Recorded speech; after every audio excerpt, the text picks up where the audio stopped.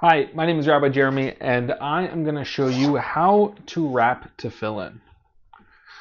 There are a lot of customs on how to do it, especially for the hand, but I'm going to show you how I do it and why I think it's meaningful. It usually comes in with these extra boxes, and it said, I don't know if you can read it there, it says Tefillin shel rosh and Tefillin shel yad, one for the hand and one for the head. Yad is hand and rosh is head. We usually, by tradition and halakha, Jewish law, start with the arm first and we unwrap it. Take it out of the box. The arm one has this little box inside, or at least mine does, for protection. And here is what the tefillin looks like. See if you can see it there. Right, it's all black. And the one for the arm is smooth. You'll see the one with the head is not smooth. I don't know if you can see that.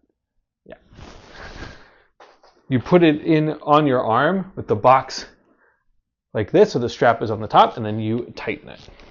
You tighten it so that the knot is on the inside and facing in towards you. There are different customs for it. I'm right-handed, so I put it on my left, and I wrap towards myself. There are different wrapping styles, customs, traditions, but this is the way that I learned how to do it. I do one above the elbow, and then 7 between the elbow and the wrist.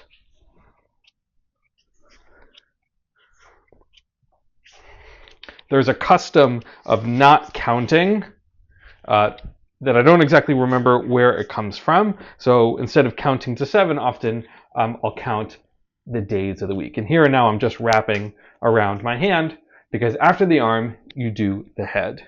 And the blessing you recite over the arm is Baruch Ata Adonai Eloheinu Melech Haolam Asher Kidshanu B'mitzvotav V'tzivanu Lehaniach Tefillin.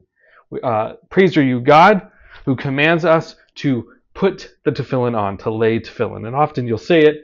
I'll usually say it, well, I'll do the box, and then I'll say the blessing, and then I'll wrap my arm.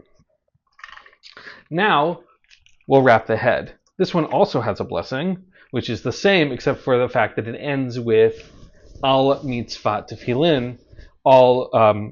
Thank you, God, for the commandment of tefillin.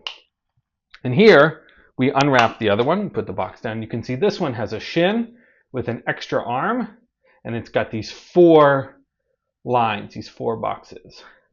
And each of these represents a different scroll that's inside. So in the arm, it's 1 scroll. Here, there's a scroll in each one. So we put it on here, and we say, Baruch Ata Adonai Eloheinu Melech Haolam Asher Kidshanu B'mitzvotav V'tzivanu Al Mitzvat Tefillin. We put the knot at the back of the head, and we make sure that the box here is at your hairline. That's where it should live. And then each of the 2 straps hangs down on the sides. So now we're going to wrap the hand. Again, as I said, there are different customs of this, and I'm going to show you the way that I learned how to do it. So with your thumb facing down, we wrap 3 times on the middle finger, and then with the ring finger and middle finger. Now, I wear my wedding ring and I keep it on. Some people take that off. The idea being that there's nothing between you and the tefillin, but I keep my ring on. And then we wrap. And what you're doing, at least according to the custom that I have, is that you're wrapping actually 3 letters. I'll just wrap here, and then basically I wrap until I can't wrap anymore, and then I tuck it inside. So I'm going to do that here, and then I will show you what it spells. Just like that. And here, the way I learned it is it spells 3 things. It's a yud here, a dalet, which you can see sort of backwards here, and then a shin, spelling Shaddai, which is a name for God, meaning Almighty. And one of the reasons why I find tefillin to be a very meaningful mitzvah, something worth spending time on is it's one of the most ancient Jewish traditions in existence. It has been around for 3,000 years.